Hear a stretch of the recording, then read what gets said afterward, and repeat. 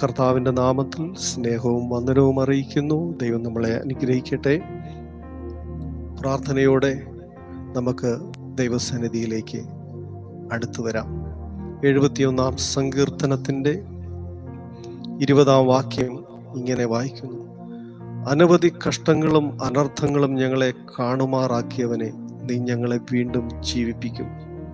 ഭൂമിയുടെ ആഴങ്ങളിൽ നിന്ന് ഞങ്ങളെ തിരികെ കയറ്റും. നീ എൻ്റെ മഹത്വം വർദ്ധിപ്പിച്ച് എന്നെ വീണ്ടും ആശ്വസിപ്പിക്കണം. അനുഗ്രഹിക്കപ്പെട്ട വാക്യത്തിനായി ദൈവത്തെ സ്തുതിക്കുന്നു, സ്തോത്രം ചെയ്യുന്നു. അനവധി കഷ്ടങ്ങളും അനർത്ഥങ്ങളും ഞങ്ങളെ കാണുമാറാക്കിയവനെ. തീർച്ചയായും നമ്മുടെ ജീവിതത്തിൽ അനവധി കഷ്ടങ്ങൾ, നഷ്ടങ്ങൾ, വേദനകൾ അനുഭവിപ്പാൻ ഇടയായി തീർന്ന അനവധി സന്ദർഭങ്ങൾ ജീവിതത്തിൽ ഉണ്ടായിരുന്നു. 71-ാം സങ്കീർത്തനത്തിൻ്റെ 5-ാം വാക്യം മുതൽ ഇങ്ങനെ വായിക്കുന്നു: ബാല്യം മുതൽ നീ എൻ്റെ ആശ്രയം തന്നെ, ഗർഭം മുതൽ നീ എന്നെ താങ്ങിയിരിക്കുന്നു. എൻ്റെ അമ്മയുടെ ഉദരത്തിൽ നിന്ന് എന്നെ എടുത്തവൻ നീ തന്നെ. ദൈവവചനം പറയുന്നത് ലോകാരത്തിന് മുന്നമേ ക്രിസ്തുയേശുവിൽ നിന്നെ തിരഞ്ഞെടുത്തിരിക്കുന്നു എന്നാണ്. അപ്പോൾ അന്നു മുതൽ ഇന്നു വരെയുള്ളതായ ജീവിതം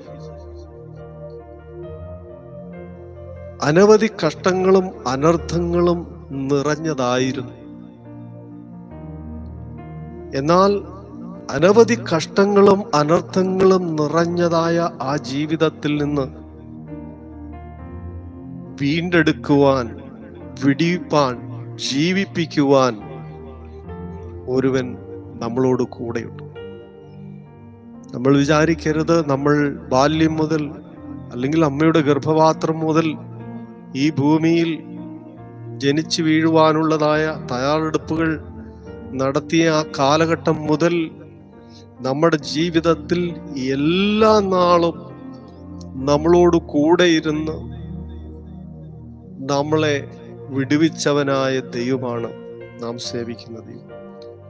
അപ്പോൾ അനവധി കഷ്ടങ്ങളും അനർത്ഥങ്ങളുമായിരുന്നു നമ്മളെ കാത്തിരുന്നത്.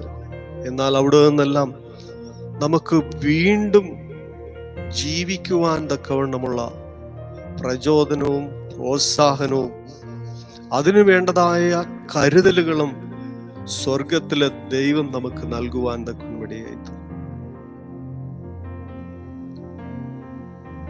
നീ ഞങ്ങളെ വീണ്ടും ജീവിപ്പിക്കും.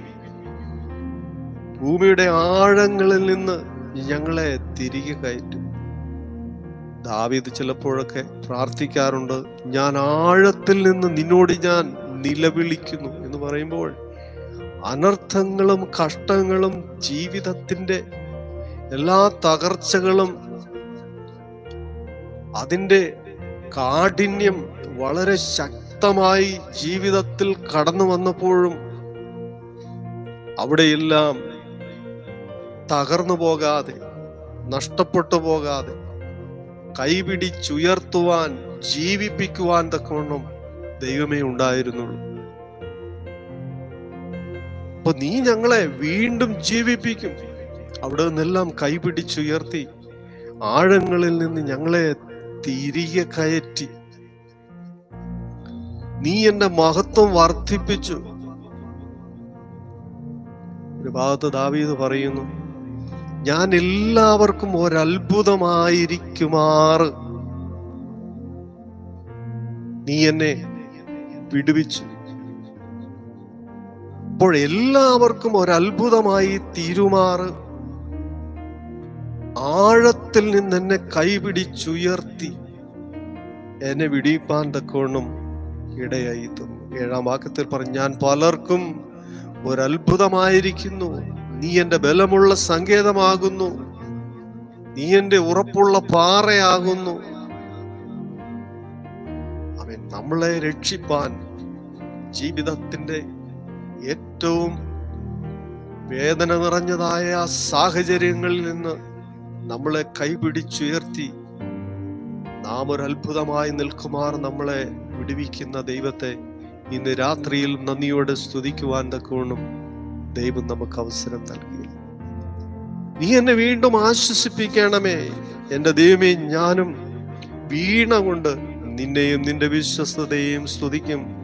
ഇസ്രായേലിന്റെ പരിശുദ്ധനായുള്ളോവേ, ഞാൻ കിന്നരം കൊണ്ട് നിനക്ക് സ്തുതി പാടും. എങ്ങനെ പാടാതിരിക്കും? ദൈവത്തിന്റെ ആ ബലമുള്ള ഭുജവും തൻ്റെ വീര്യപ്രവർത്തികളും തൻ്റെ അത്ഭുതങ്ങളും ജീവിതത്തിൽ അനുഭവിക്കുമാറാക്കിയ, അതെല്ലാം നന്മയായി ഭവിക്കുവാൻ ഇടയാക്കി തീർത്ത, കഷ്ടങ്ങളിൽ നിന്നും നഷ്ടങ്ങളിൽ നിന്നും വേദനകളിൽ നിന്നെല്ലാം വിടുവിച്ച ആ നല്ല ദൈവത്തെ എങ്ങനെ സ്തുതിച്ചു പാടാതിരിക്കും? ഹല്ലേലൂയ. നീ എന്റെ മഹത്വം വർദ്ധിപ്പിച്ചു, എന്നെ വീണ്ടും ആശ്വസിപ്പിക്കണമേ. എന്റെ ദൈവമേ, ഞാനും വീണ കൊണ്ട് നിന്റെ വിശ്വസ്തതയെയും സ്തുതിക്കും. ഇസ്രായേലിന്റെ പരിശുദ്ധനായുള്ളവേ, ഞാൻ കിന്നരം കൊണ്ട് നിനക്ക് സ്തുതി പാടും.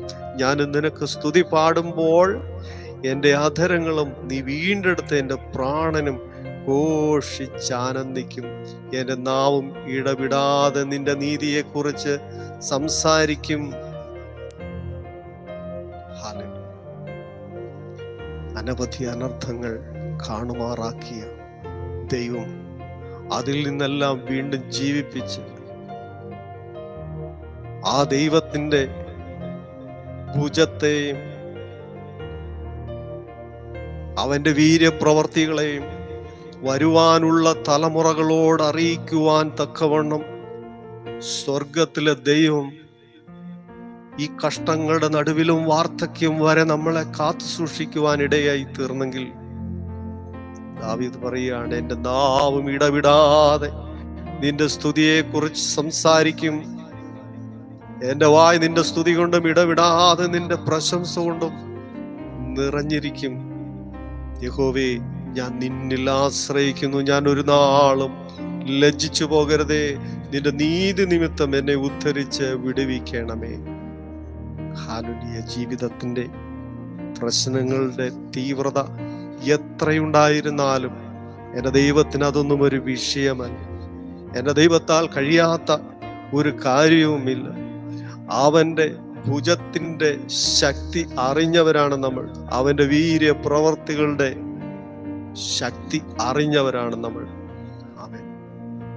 നമ്മൾ ഇന്ന് രാത്രിയിലും ആ ദൈവത്തെ നന്ദിയോടെ പാടി സ്തുതിക്കും.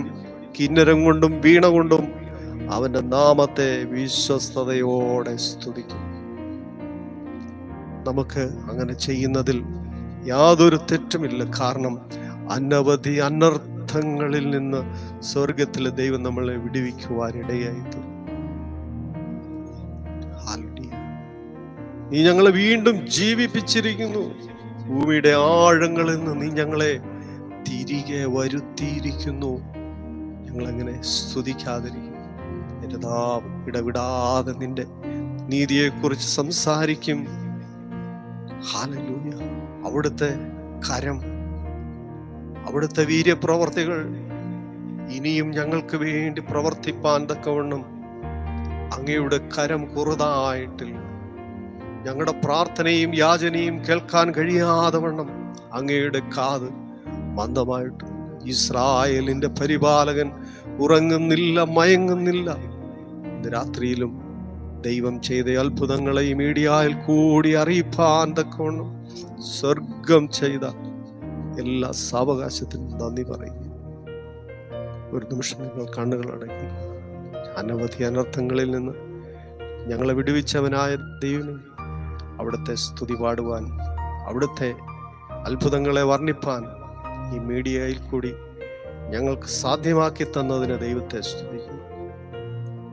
രാത്രിയിൽ ഞങ്ങളുടെ ജീവിതത്തിൽ വാർദ്ധക്യത്തിലും നരയുള്ള കാലത്തും ഞങ്ങളെ അനുഗ്രഹിപ്പാൻ സർവശക്തനായ ദൈവമാകയാൽ ആ ദൈവത്തിന്റെ കരങ്ങളിലേക്ക് ഞങ്ങളെ സമ്പൂർണമായി സമർപ്പിക്കുക.